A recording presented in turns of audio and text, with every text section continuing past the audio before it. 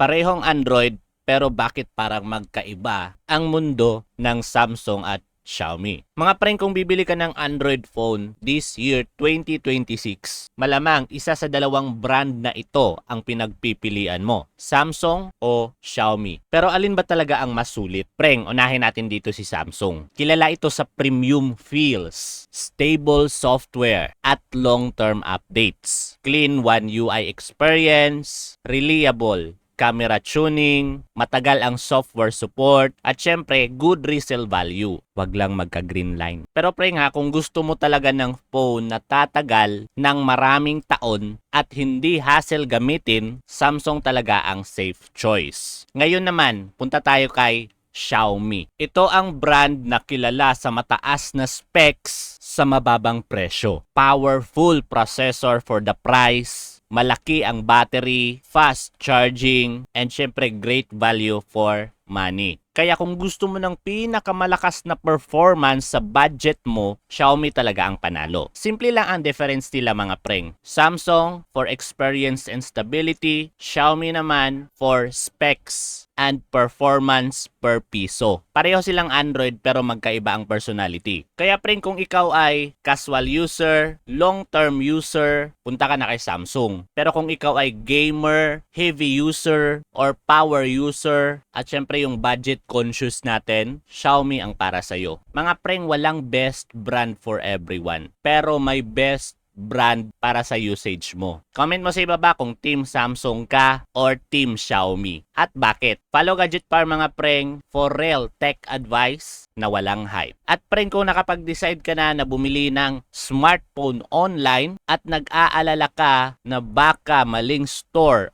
online store yung mabilhan mo, check nyo yung ating bio. Nandyan na lahat ang official and legit store online na pwede mong bilhan ng iyong paboritong smartphone. So punta ka na sa aking profile and check my bio. Takit sa ating susunod na video.